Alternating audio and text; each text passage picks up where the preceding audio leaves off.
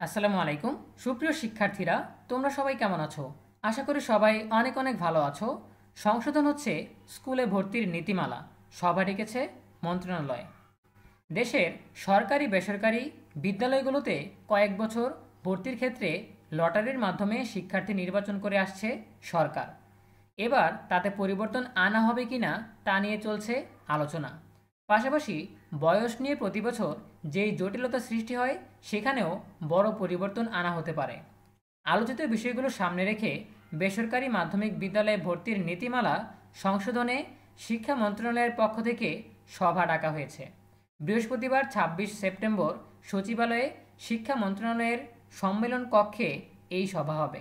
এতে সভাপতিত্ব করবেন মন্ত্রণালয়ের মাধ্যমিক ও উচ্চশিক্ষা বিভাগের সিনিয়র সচিব শেখ আব্দুর রশিদ।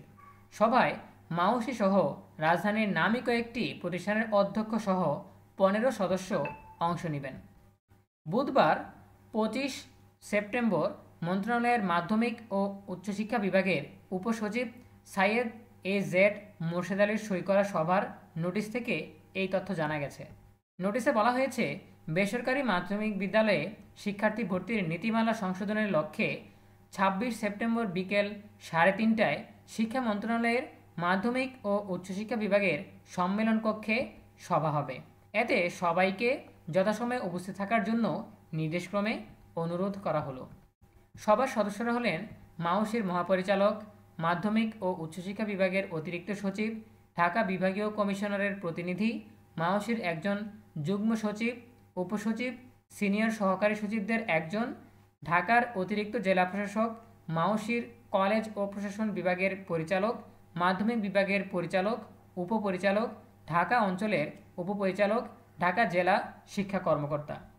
শিক্ষা প্রতিষ্ঠানের প্রধানদের মধ্যে থাকবেন ঢাকা রেসিডেন্সিয়াল মডেল কলেজের অধ্যক্ষ, ভিকারুন্নেসা নূন স্কুল অ্যান্ড কলেজের অধ্যক্ষ, মণিপুর উচ্চ বিদ্যালয় ও কলেজের অধ্যক্ষ এবং Saint Gregory high school and কলেজের অধ্যক্ষ। এখানে তোমরা নোটিশটা দেখতে পাচ্ছ। ভর্তির নীতিমালা সংশোধন কমিটিতে থাকা মাউসের একজন কর্মকর্তা নাম প্রকাশ না করে বলেন, নীতিমালা সংশোধন বলতে যে আমূল পরিবর্তন হবে তাও নয়, আবার পরিবর্তন যেটা আসবে সেটাও নয়। অনেকগুলো বিষয় নিয়ে আলোচনা চলছে। তিনি বলেন, মাউসের পক্ষ থেকে ডিজি ও যারা ভর্তি কার্যক্রমে বেশি ভূমিকা রাখেন তাদের কিছু পর্যবেক্ষণ রয়েছে। সব বিষয় আলোচনা করে কিছু সংশোধন আসতে পারে। সেই পরিবর্তন বা সংশোধন কি তা বৈঠকে বসার আগে বলা উচিত হবে না, এতে বিভ্রান্তির সৃষ্টি হবে। জানতে চাইলে শিক্ষা মন্ত্রণালয়ের মাধ্যমিক ও উচ্চশিক্ষা বিভাগের সিনিয়র সচিব আব্দুর রশিদ বলেন, কি পরিবর্তন আসবে সেটা কাল ঠিক হবে। আমরা প্রথমে বেসরকারি বিদ্যালয়ের নীতিমালাটা ঠিক করব, তারপর সরকারি বিদ্যালয়ের নীতিমালাটাও সংশোধন করা হবে। লটারির মাধ্যমে ভর্তির বিষয়টি কোনো পরিবর্তন আসবে কি না এমন প্রশ্নে তিনি বলেন, এটা এখন আমি বলতে পারবো না, কাল বৈঠকে বসি, সবার কথা শুনি, মাউসি বা প্রতিষ্ঠানের প্রতিনিধি, তারপর বলা যাবে। তবে খুব যে পরিবর্তন আসবে সেটা বলা যায় না। প্রিয় শিক্ষার্থীরা, এই ছিল আমাদের হাতে থাকা সর্বশেষ আপডেট। বেসরকারি বা সরকারি মাধ্যমিক বিদ্যালয়তে ভর্তির জন্য আমরা দেখি যে লটারির মাধ্যমে শিক্ষার্থী নির্বাচন করা হয়।